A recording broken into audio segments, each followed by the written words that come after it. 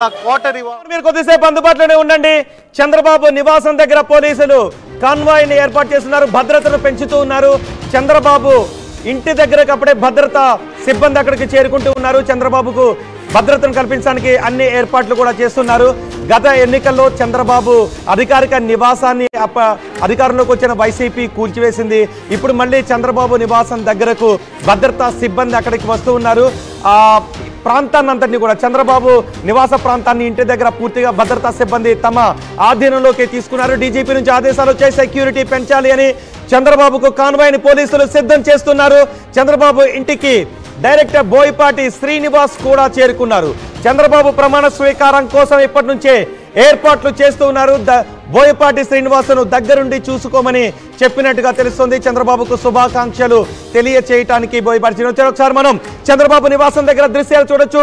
ఇప్పుడే పోలీసు అధికారులు అక్కడ చేరుకుంటున్నారు. డీజీపీ ఆదేశాలతో చంద్రబాబుకు భద్రతను కట్టుదిట్టం చేస్తున్నారు.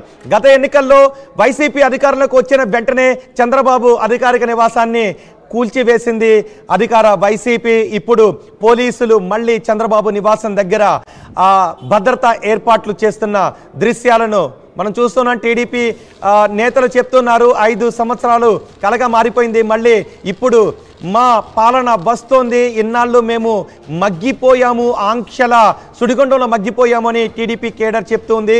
ఇప్పుడు చంద్రబాబు నివాసం దగ్గరకు కాన్వాయ్ని సిద్ధం చేస్తుండటంతో టీడీపీ నేతల జోష్ కనిపిస్తూ ఉంది. ఒక్కసారి ఆ దృశ్యాలను గుర్తు చేసుకుంటూ ఉన్నారు. ఎందుకు ముందు ఆర్టీవీ స్క్రీన్ పైన చూసాం. ఉండిలో సెలబ్రేషన్స్ చేసుకుంటూ ఉన్నారు. అక్కడ రఘురామరాజు టీడీపీ నుంచి పోటీ చేశారు.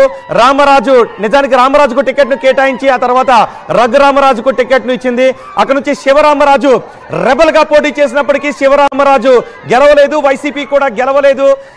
రఘురామరాజు అక్కడ విజయం దూసుకు వెళుతూ ఉండటంతో రామరాజు వర్గం కూడా సంబరాలు చేసుకుంటుంది. రామరాజుకు టికెట్ ఇవ్వకపోయినప్పటికీ ఆయన టీడీపీ గెలుపు కోసం ప్రయత్నాలు చేశారు. మనకి రామరాజు ఆర్టీవీ స్క్రీన్ పైన కనిపిస్తున్నారు. శివరామరాజు ఉండిలో ప్రత్యర్థిగా రెబల్గా పోటీ చేయడంతో ఫలితం ఏ విధంగా ఉంటుందో అనే భయం అక్కడ కనిపించింది. కానీ ఎటువంటి భయం లేదు. టీడీపీ కూటమికే, ఎన్డీఏ కూటమికే ఉండి ప్రజలు విజయాన్ని కట్టబెడుతూ ఉన్నారు. రఘురామరాజు, రామరాజు, శివరామరాజు ముగ్గురు పోటీ చేశారు. వైసీపీ నుంచి పోటీ చేసినప్పటికీ వైసీపీ అభ్యర్థి ఏమాత్రం అక్కడ బలాన్ని చూపించలేదు. శివరామరాజు టీడీపీ ఓట్లను చీల్చుతారేమో అని భయపడ్డారు, కానీ శివరామరాజు ఆయన ప్రభావాన్ని ఏ విధంగా చూపించలేకపోయారు.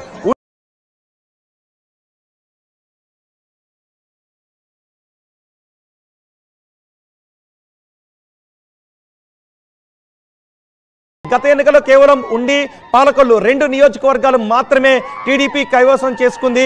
కానీ ఈసారి 15 నియోజకవర్గాలను విజయం దిశగా టీడీపీ ముందుకు వెళుతున్న పరిస్థితి కనిపిస్తోంది. దీంతో టీడీపీ నేతలు సంబరాలు చేసుకుంటున్నారు. రఘురామరాజు గత ఎన్నికల్లో ఆయన వైసీపీ నుంచి నర్సాపురం ఎంపీగా పోటీ చేసి గెలిచారు. ఆ తర్వాత వైసీపీకి కొరగరాని కొయ్యగా మారారు, పక్కలో బలిలా మాట్లాడారు. ఆయన ఈసారి టీడీపీ నుంచి పోటీ చేశారు, ఉండి నియోజకవర్గం నుంచి. ఇప్పుడు ఉండిలో రఘురామరాజు విజయం దిశగా ముందుకు వెళ్తున్నారు. రఘురామకృష్ణరాజు ఆయన విజయం గురించి మాట్లాడుతున్నారు. రఘురామకృష్ణరాజు ఏం మాట్లాడుతున్నారో చూద్దాం. మా ప్రతినిధి రాజేష్ తో కూడా మాట్లాడదాం. రాజేష్, మొత్తానికి ఆంధ్రప్రదేశ్ లో పసుపు సునామీ కనిపిస్తోంది, కూటమి సునామీ కనిపిస్తోంది. కేవలం వైసీపీ గత ఎన్నికల్లో టీడీపీ సాధించిన స్థానాలకు కూడా పరిమితం కాలేకపోతోంది. మొత్తం సినారియోని ఏ విధంగా చూడాలి? అండ్ చంద్రబాబు నివాసం దగ్గర పరిస్థితి ఏంటి? చంద్రబాబు నివాసం వద్ద ఇప్పటికే భద్రతా సిబ్బంది వస్తూ ఉన్నారు. అంటే ఇంకా రిజల్ట్ రావాల్సి ఉంది కాబట్టి కొంతమంది సిఐఎస్ఎఫ్ బలగాలు మాత్రం ప్రస్తుతం చేరుకుంటున్నాయి. ఒక్కొక్కటి నేతలు కూడా ఒక్కొక్కరికి వస్తున్నారు. మాజీ ఇంటెలిజెన్స్ చీఫ్ ఉన్నటువంటి ఏపీ వెంకటేశ్వరరావు చంద్రబాబు నివాస్కి వచ్చారు. అంతేకాదు బోయపాటి శ్రీని కూడా కొద్దిసేపు మీద చంద్రబాబుని కలిశారు. కలిసిన తర్వాత శంకుస్థాపన సంబంధించిన ప్రమాణ స్వీకారానికి సంబంధించిన ఏర్పాట్లకు సంబంధించిన బాధ్యతలు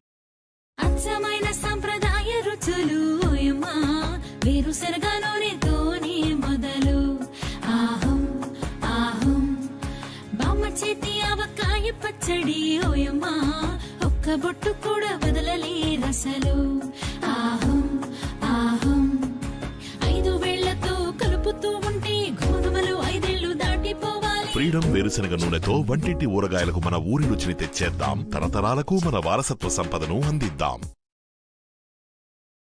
పోలీసు విభాగం అంతా కూడా మరి కాసేపట్లోనే అంటే 12 తర్వాత రాజేష్ మీరు కొద్దిసేపు అందుబాటులోనే ఉండండి. టీడీపీ ఆధిక్యం దిశగా దూసుకువెళ్తూ ఉండటంతో చంద్రబాబు ప్రమాణ స్వీకారానికి ఏర్పాట్లు కూడా చురుకుగా జరుగుతూనే. ఉండవల్లిలో చంద్రబాబు నివాసం దగ్గర భద్రతను పెంచారు. డీజీపీ ఆదేశాలతో సెక్యూరిటీని పెంచాలి అనే ఆదేశాలతో పోలీసులు ప్రస్తుతం చంద్రబాబు నివాసం దగ్గరకు భద్రతను పెంచడానికి చేరుకుంటూ ఉన్నారు. అంతేకాదు చంద్రబాబు నివాసానికి బోయపాటి శ్రీనివాస్ కూడా చేరుకున్నారు.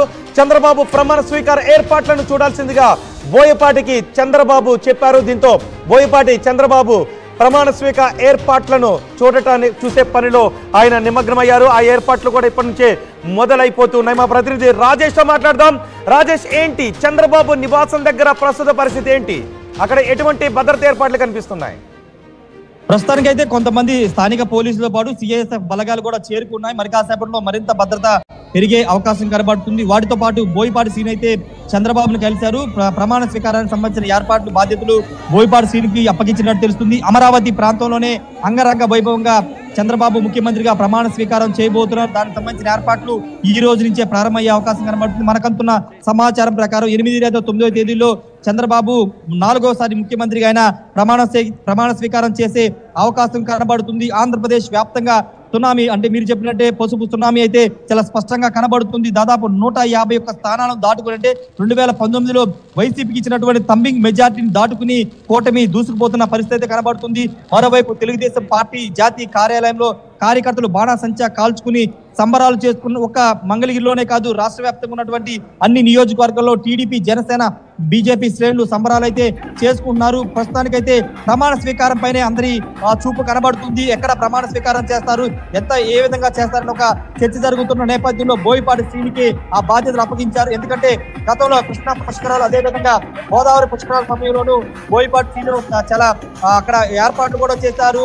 అదేవిధంగా ఇప్పుడు తెలుగుదేశం పార్టీ సంబంధించిన మహానాడు వేదిక రూపకల్పన విషయంలోనూ బోయపాటి శ్రీనివాస్ కీలక పాత్ర పోషించారు. కాబట్టి ఇప్పుడు ప్రమాణ స్వీకార బాధ్యతలు అక్కడ మొత్తం స్టేజ్ బాధ్యతలు అన్ని కూడా బోయపాటి శ్రీనికి అప్పగించినట్టు తెలుస్తుంది. ఆయన ఈ రోజు నుంచే ఆ పనిలో నిమగ్నమయ్యే అవకాశం కనబడుతుంది. మందడం, వెలగపూడి పరిసర ప్రాంతాల్లోనే మా చంద్రబాబు ప్రమాణ స్వీకారం చేసే అవకాశం కనబడుతుంది. దానికి సంబంధించిన ఏర్పాట్లు కూడా సాయంత్రం నుండి మొదలు కాబోతున్నాయి. ఆల్రెడీ పవన్ కళ్యాణ్ మంగళగిరి చేరుకున్నారు.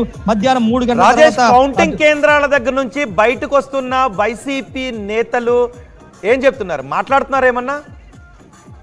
ఎవరు కూడా మాట్లాడలేదు. నైరాశ్యంతో వెళ్ళిపోతున్నారు. కొడాలి నాని, వలమని వంశీ, కైలా అనిల్ కుమార్ ఇలా చాలా మంది కౌంటింగ్ కేంద్రాల నుంచి వెళ్ళిపోతున్నారు. 1 సైడెడ్ గా కౌంటింగ్ జరుగుతుంది. ఫలితాలు వస్తున్న నేపథ్యంలో ఎవరు కూడా నైరాశ్యంతో వాళ్ళంతా కూడా కౌంటింగ్ కేంద్రాలను విడిచి వెళ్ళిపోతున్న పరిస్థితి. అంటే హృదయపూర్వక ధన్యవాదాలు ముందుగా తెలియజేసుకుంటున్నాను. తర్వాత రాష్ట్ర ప్రజలందరికీ కూడా హ్యాట్స్ ఆఫ్. మీరు నిజంగా చరిత్ర సృష్టించారు. ఒక దుర్మార్గుడిని వదిలించండి